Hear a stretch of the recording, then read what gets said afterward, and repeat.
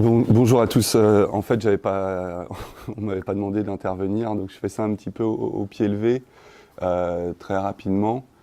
Euh, mais je vais essayer de vous donner un petit peu une idée à la fois du centre dans lequel je travaille, qui est le Centre de recherche et de restauration des musées de France, qui est situé au Palais du Louvre.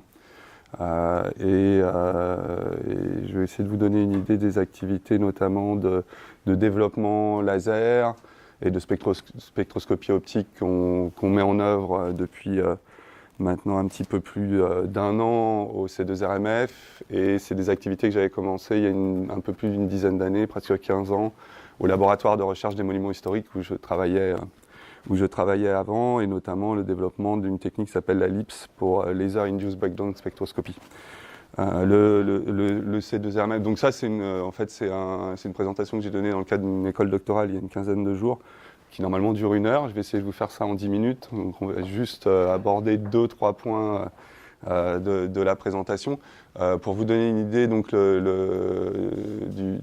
C2RMF, c'est un centre qui existe depuis en fait 1930, qui avait été les premières activités. En fait, c'était 2 médecins argentins qui avaient commencé à mettre en œuvre la radiographie sur des tableaux au musée du Louvre. Et ça a été en fait suite à cette initiative, à ces premiers diagnostics qui étaient posés avec les rayons X, qu'il y a eu la création de ce laboratoire. Et on voit ici la première directrice qui s'appelait Madeleine Ours, avec le président Kennedy lors de l'inauguration du laboratoire tel qu'il est venu. Et en fait, en 1995, il y a eu les travaux du Grand Louvre qui a été mis en place.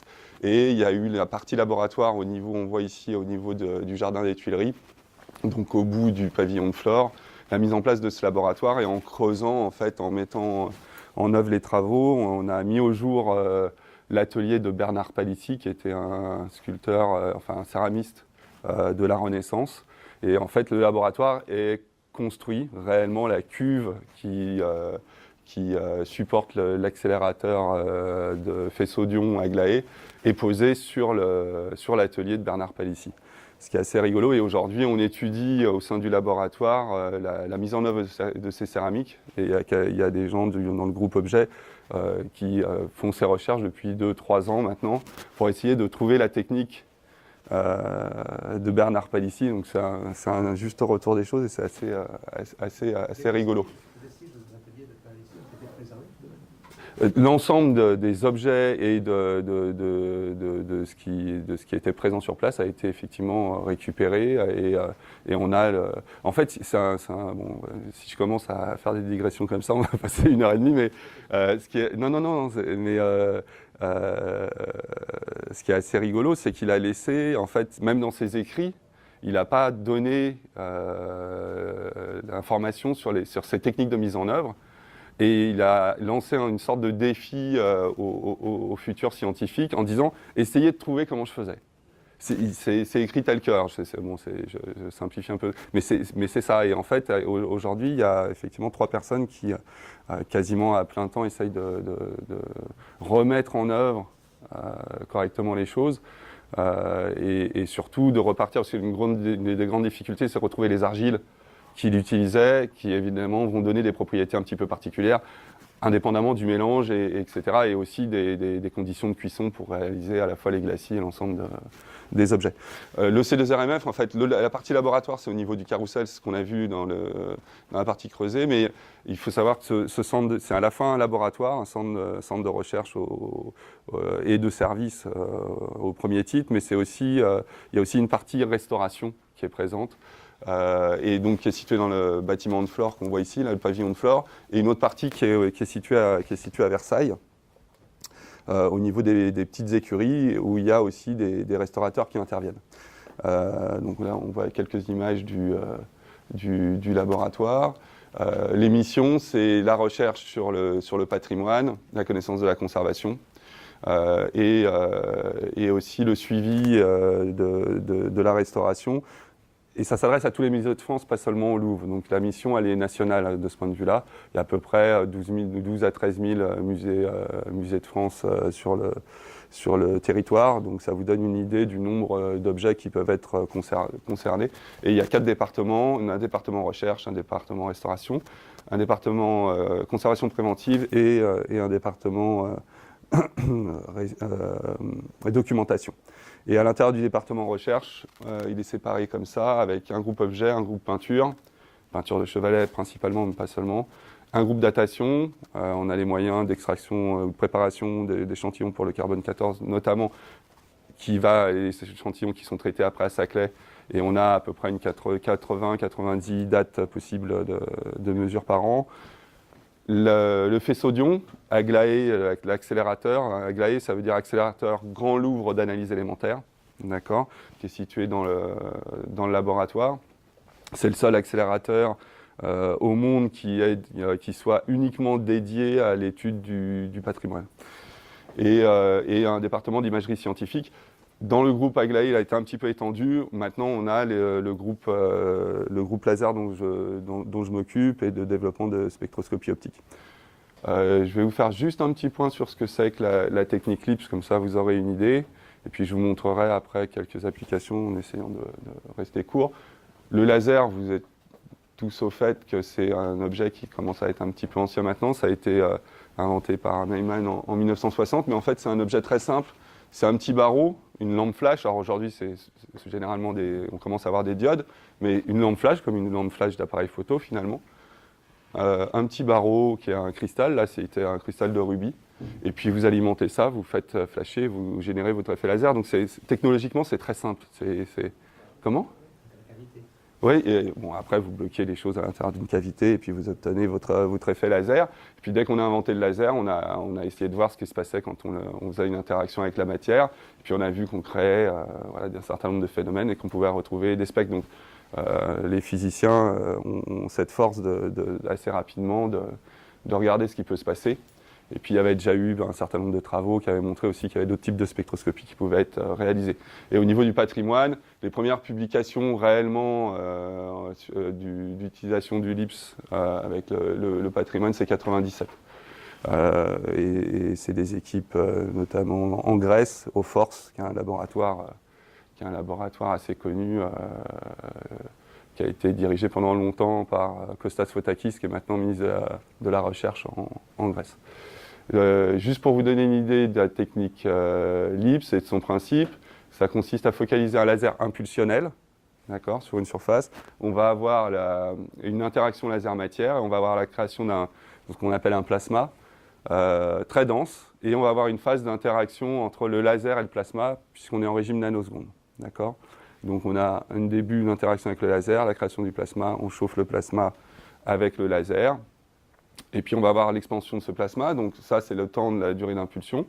Et ensuite on va avoir un moment où le plasma va devenir exploitable analytiquement et le plasma va se diluer dans l'atmosphère. Donc ça c'est le temps, c'est l'idée du phénomène chronologique tel qu'il se passe. Et si jamais on regarde avec un spectromètre, on va avoir une émission d'un fond continu, une émission principalement des espaces ionisés. En réalité, vous avez l'ensemble des choses qui se font à l'intérieur du système, mais globalement, là, on va avoir le maximum d'émissions. Ça va être d'abord les ions, puis les atomes. Et si on regarde juste cette partie-là, et qu'on met finalement une caméra CCD ou une ICCD, on va récupérer un spectre d'émission optique. Le gros avantage de cette technique, c'est qu'on envoie un faisceau laser et on récupère de la lumière. Donc ça peut se faire à distance, d'accord ? Et ça peut se faire avec des moyens relativement simples et de façon très contrôlée. Je passe relativement vite sur les questions de théorie et sur les outils. Évidemment, il y a différents types de lasers. On n'est pas obligé de travailler avec des lasers de type nanoseconde. Par contre, un point intéressant, c'est que si on va sur des temps assez courts, c'est-à-dire avec des lasers femtosecondes, on se retrouve en dessous du temps de réorganisation de la matière. Donc on n'a plus la phase d'interaction laser-plasma. On est en dessous du temps de la création du plasma, ce qui fait qu'on va pouvoir faire des choses extrêmement contrôlées. Donc ce qui peut être assez intéressant, surtout quand on commence à adresser des questions qui sont d'ordre des matériaux du patrimoine. Je passe aussi sur l'ensemble des éléments qui vont permettre de mettre en œuvre ces techniques, mais juste pour dire qu'aujourd'hui, il existe des éléments de spectroscopie assez simples, assez peu coûteux, qui permettent finalement mettre en œuvre cette technique. Alors, au niveau du patrimoine, ce qu'il faut voir, c'est qu'on a deux grandes orientations. Une orientation qui va consister à partir de l'identification des matériaux, de la datation pour en déterminer des éléments de provenance, d'établissement de routes commerciales, ou permettre d'aller vers la compréhension de l'histoire des techniques. Et de l'autre côté, de partir de ces identifications pour en déterminer des mécanismes de détérioration et travailler sur les aspects de conservation et de conservation préventive. Donc c'est deux axes qui sont non pas antinomiques, mais qui sont parallèles, mais on ne poursuit pas les mêmes objectifs. Mais dans les deux cas, en fait, on va retrouver le conservation scientist, celui qui va étudier les matériaux un petit peu au centre de tout ça et qui va essayer de mettre en corrélation l'ensemble des choses. Et puis pour finalement faire arriver à de la dissémination et à des publications. Donc, comme je disais, ça fait un peu plus, presque 15 ans maintenant que j'ai commencé à développer ces techniques pour le patrimoine. Et ça a été jalonné en fait par des travaux d'étudiants à chaque étape. Et on a développé des systèmes, et notamment un système portable pour pouvoir faire de l'analyse.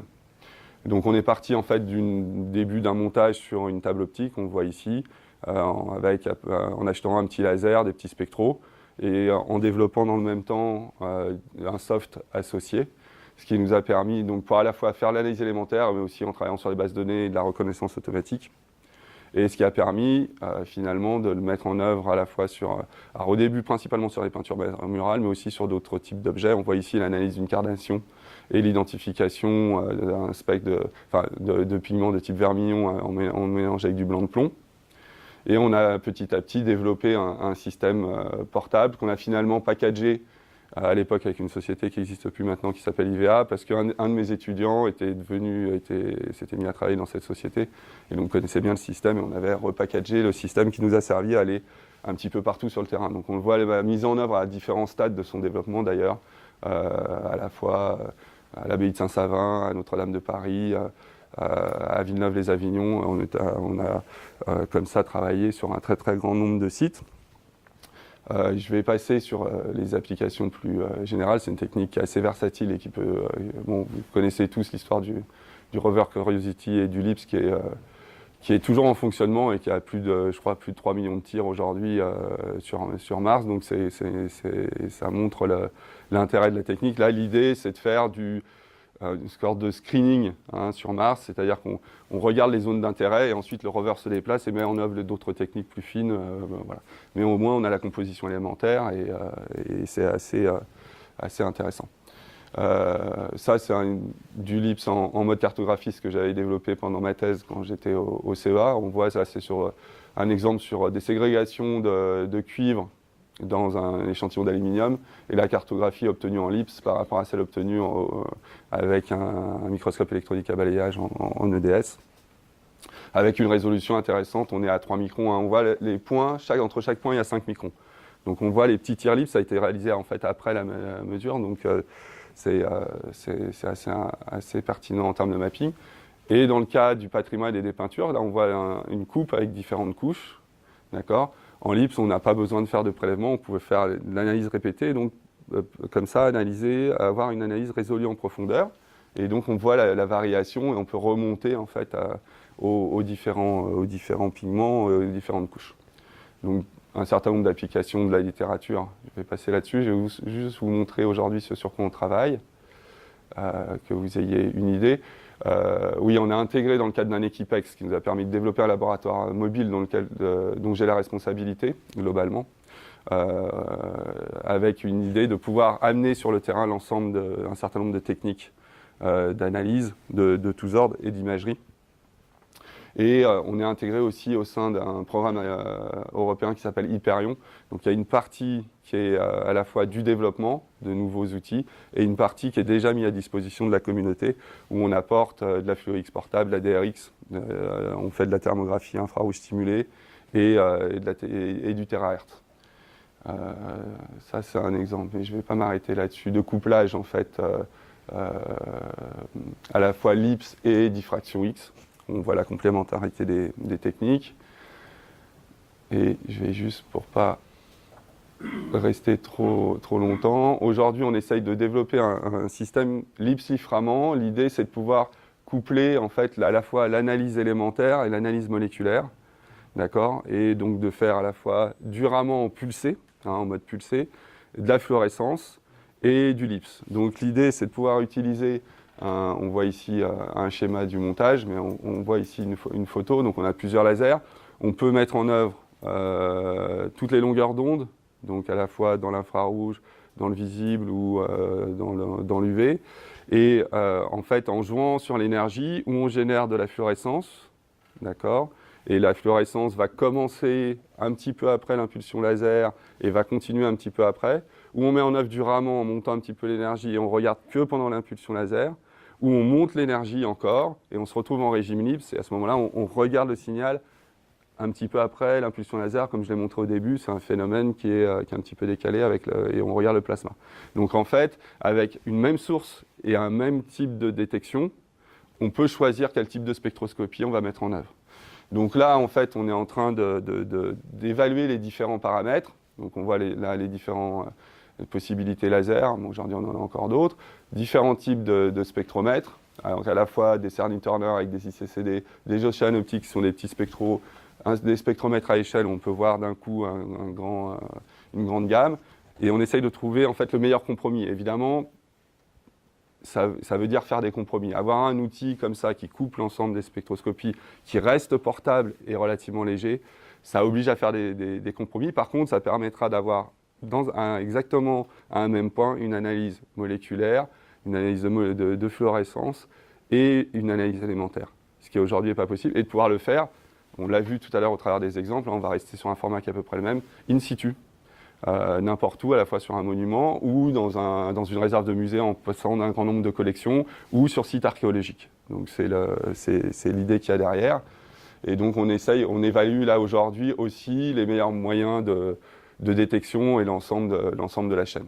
Voilà, je vais m'arrêter là pour ne pas monopoliser trop la